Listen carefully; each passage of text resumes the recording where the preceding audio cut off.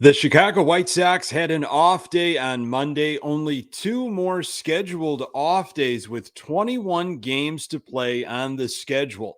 The White Sox are still chasing the Cleveland Guardians, who were in action against the Los Angeles Angels. The Sox have the opportunity to catch Cleveland, but must keep the fire and intensity from the last few weeks and take it one game at a time. Sox are back home hosting the Colorado Rockies with Michael Kopech on the mound. You are Locked On White Sox, your daily Chicago White Sox podcast. Part of the Locked On Podcast Network, your team every day.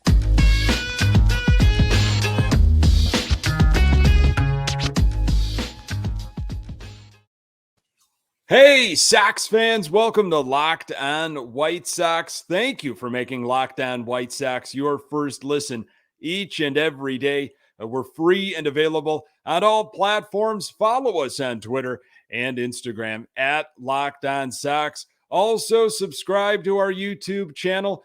Just search Locked On White Sox. Hey, I'm your host, Nick Morawski, a lifelong diehard Chicago White Sox fan, recording this podcast just blocks from the ballpark in beautiful Bridgeport. You can find me on Twitter at Nick_GGTB. Really appreciate you letting me steal some of your time to talk White Sox. Locked On White Sox is part of the Locked On Podcast Network, your team every day. Michael Kopech has had some success against the Rockies this year, but can he rebound from his last outing? There are some new rules coming to Major League Baseball, and I'm not necessarily a fan of them. But first, the White Sox find themselves in must-win territory if they are going to catch the Cleveland Guardians. State of the White Sox, they are 72-69, chasing the Guardians in the AL Central with 21 games left. Once again, the White Sox, under the care of Miguel Cairo, are 9-4 with a plus 32 run differential as they head into this Tuesday night game against the Rockies. Lots of discussion during the off day with fellow Sox fans in my life, and maybe you've had these similar conversations recently, especially with the way the White Sox have been playing. But an off day is usually a good time to kind of take a break and start looking, down the road here with 21 games to play, whether or not the Chicago White Sox can really win the AL Central. Can they repeat as division champs, and will they do it? And I still find myself saying absolutely they can. I mean, there are 4 more games with the Cleveland Guardians, 6 more with the Twins. They've got games with Detroit coming up, San Diego. It's going to be a tough finish for the Sox.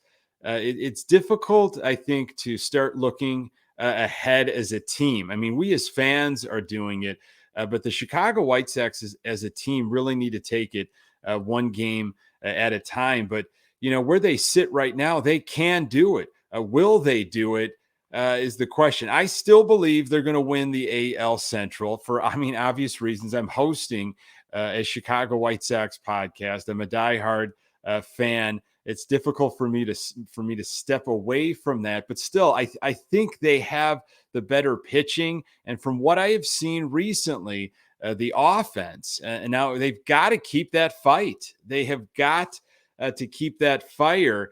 In this year, opposed to last year, there is a fight mentality. I mean, they are behind. It was a completely different story in 2021. Where we had kind of a rest mentality at this point of September. And, depending on who you talk to, the Sox really, didn't seem like they had the momentum going into the Houston series. And then, the Houston Astros exposed the Sox for all different kinds of reasons in that ALDS.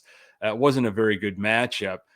So the Sox, every game matters right now. Every game is got that playoff feel. It has to be. You've got to get yourself psyched up with these 21 games remaining. Sox, I think they have the pitching. I think they've got the bullpen, the starting pitching. Can the offense continue to put up the power numbers? That's the big question. We'll see what happens with this Colorado series at home. Then they go quickly to the road, Cleveland and Detroit. It's just a 2-game series against the Rockies. Should be really nice weather. I'm hoping this multiple home run per game situation that they've found themselves in recently. Guys like Jimenez and Andrews, they continue to stay hot. Pollock, because you gotta have that offense going. You have to. Can they battle back and continue to believe? We saw a couple games on this West Coast trip, one in Seattle and then one in Oakland, that amazing Friday night game where perhaps earlier in the year, that game's a loss.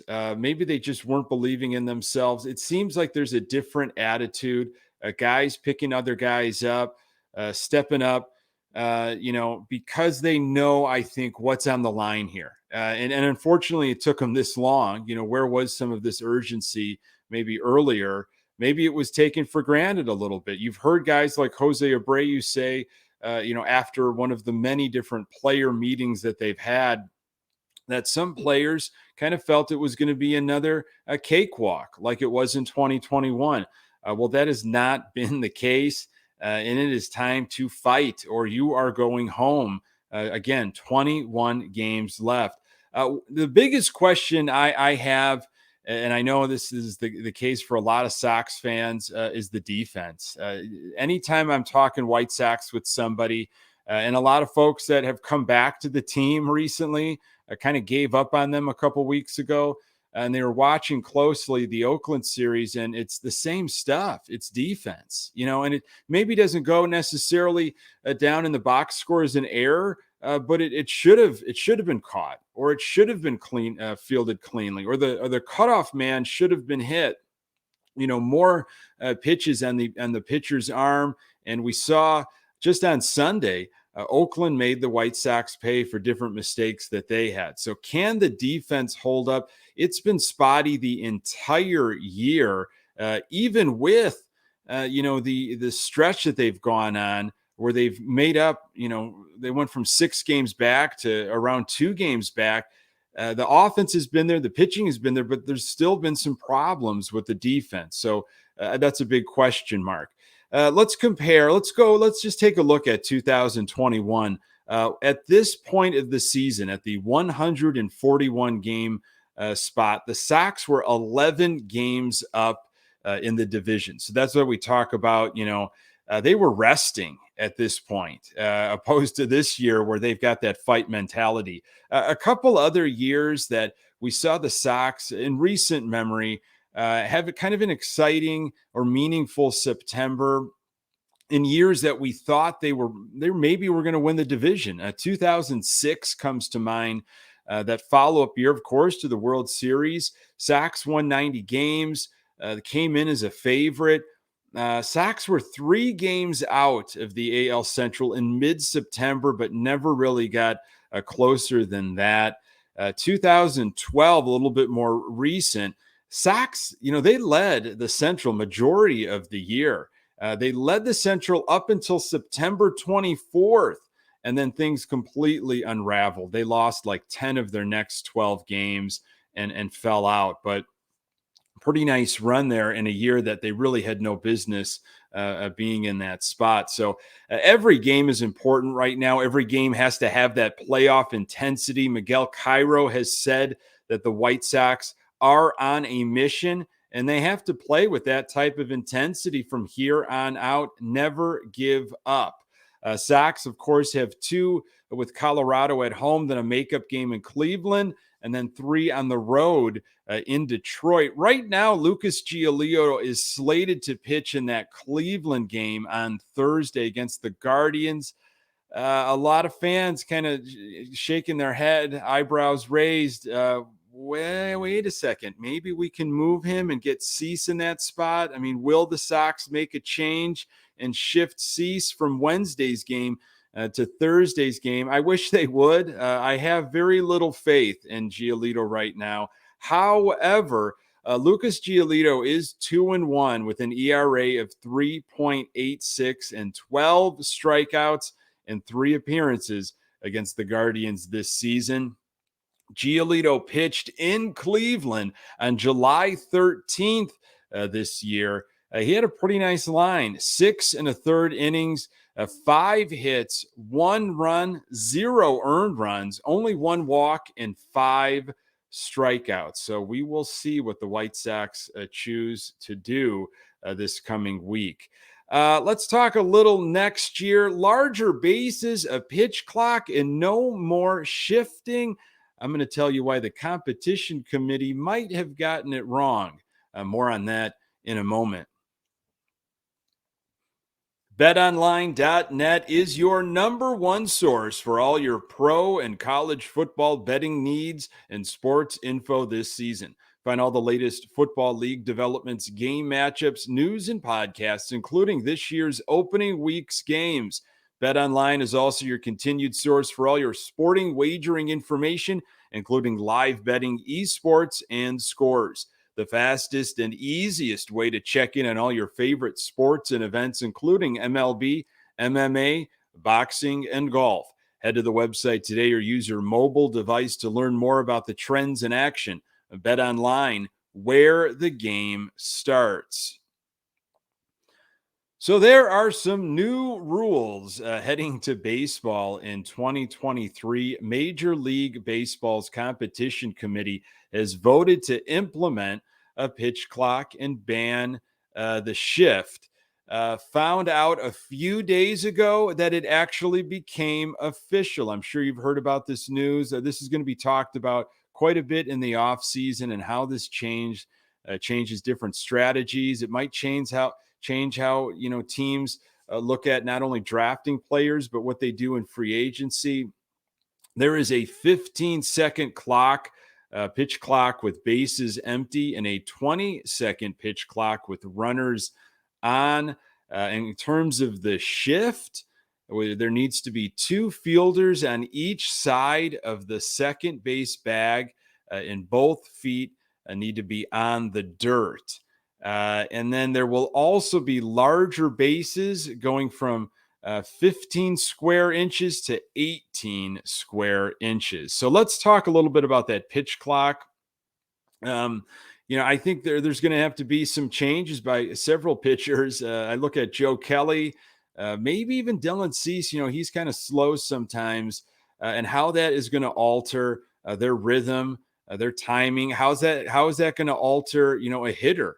Also, maybe a hitter it benefits from just a longer time getting settled in their routine.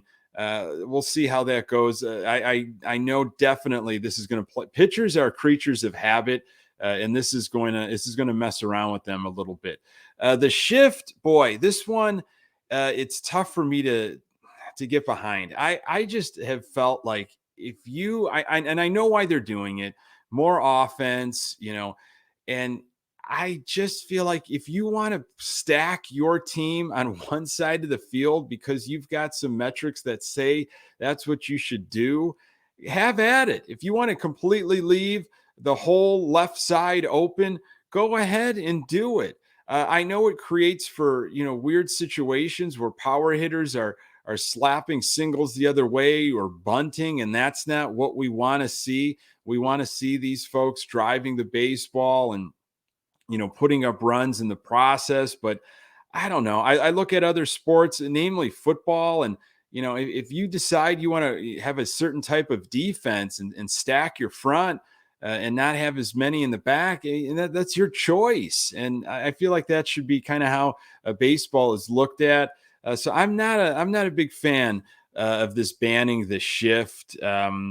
It'll be interesting to see with guys like Yasmani Grandal and Gavin Sheets if they're both still members of the White Sox next year. I have a feeling their offensive numbers are going to definitely improve, as there will be so many other players around the league. The other interesting one about this shift is both feet have to be on the dirt. And Jason Benetti and Gordon Beckham were talking about this on the telecast during the Oakland series, and they showed a shot of shortstop Elvis Andrus, and I believe it was Romy Gonzalez at second, and their feet were on the grass. And that is not going to be allowed in 2023. And Beckham made a point of saying, the reason really why my feet were on the grass, it wasn't necessarily a shift situation. It was just to get better traction so I can move, quicker to my left or to my right. And I thought that was an interesting point. So it's not only, having two players, two fielders on either side of the bag, but it's also feet in the dirt. And what's that going to do in terms of infield hits and, the variety of different things that is going to be discussed in this offseason and beyond. And then the larger bases going from a 15 square inch to an 18 square inch. I think safety has been credited for that, maybe less opportunities for collisions or what have you at first base and beyond. It's definitely going to make for a quicker turnaround with the infielders. I mean, that's going to throw them off early on because a lot of these infielders, they know how fast these hitters are, these runners are. And it's going to rush a lot of throws at the beginning. I think you're going to see some wild throws. You're going to see some errors. You're going to see some botched baseballs because they're trying to rush it. Even though it's only, going from 15 to 18 square inches, you're going to see a lot of infield hits. Will it promote more, stolen bases? I think that's somewhat of the theory. Interesting to see how that goes. That doesn't do much for me. Nor does the pitch clock. It was really the shift that I think you're on one side or the other of it. But, I've been a fan for a very long time. And I became when I was started to be a baseball fan, the DH rule was already in place, but there was no interleague play. American League never played National League and the other way around. And when that happened, boy, people really lost it. You're ruining the game of baseball. It shouldn't be like this. American League should only play American League until the World Series. So that's changed. Next year, every team is going to be playing every team, much like the NBA. So I don't think this is the end of, different rule changes moving forward. We'll see what happens with these. You never know. Maybe they try it and it just doesn't work out and they go back to something. But stay tuned because this will be much discussed in the offseason and looked at in spring training in 2023. The Chicago White Sox have a short 2-game series against the Colorado Rockies. I'm going to tell you why the Sox need to be very careful and stay focused. More on that in a moment. So the Sox are back home, beginning a quick 2-game series against the Colorado Rockies. Rockies are 61-80 in 36 games back in the NL West. They are in 5th place. The White Sox split with the Rockies in Colorado back in late July. I'm sure you remember that series. Second game was a heartbreaker. Both of them were 1-run games. White Sox should have swept that series, but gave the second game away in the bottom of the 9th. Very frustrating when you go back and you look at all the games the White Sox should have won throughout this season. And I know that's the same for other teams, not only in the AL Central, but all over baseball. But honestly, it's not something I would recommend right now here, almost in mid-September in this race that the Sox are in. Don't go back and start circling games. Oh, they should have had that one. They should have. It didn't work out that way. We're 72-69. This is the record, and you have to move on from that. However, the Sox have experience against the Rockies. Should have swept. They split. But let's get back to Tuesday here. Michael Kopech is going to be on the hill for the White Sox. Kopech did pitch in one of those games back in July in Colorado. Did very well for his first time pitching in Colorado. His line was 5 1/3 innings, 6 hits, 0 earned runs, 3 walks, and 4 strikeouts. Now, Kopech's last start, it was a rough one. It was in Seattle, September 7th. He only went 3 2/3 of an innings, 4 hits, 4 earned runs, 2 walks, 4 strikeouts, and really some questionable defense behind him. So early forecast for Tuesday and Wednesday here on the south side of Chicago, calling for some beautiful weather. Hopefully the Sox were able to regroup, refocus, and reload. Can't take any games off and can't look too far in the future. Take care of business on Tuesday. Folks, thank you so much for making this podcast part of your daily routine. You can find the Locked On White Sox podcast absolutely everywhere you find your podcasts. We are on Twitter and Instagram at Locked On Sox. You can find me on Twitter at Nick_GGTB. Thanks for making Locked On White Sox your first listen. And now make your second listen the Locked On MLB podcast. MLB expert Paul Francis Sullivan brings humor, passion, and unique perspective on every team and the biggest stories around the league. Follow the #1 daily league-wide podcast, Locked On MLB, on the Odyssey app, YouTube, and wherever you get your podcasts. Coming up on the next episode, I will recap Michael Kopech's outing and hopefully be talking about a White Sox winner. I really appreciate you making time for the Locked On White Sox podcast. I'm Nick Morawski. Until next time, go Sox.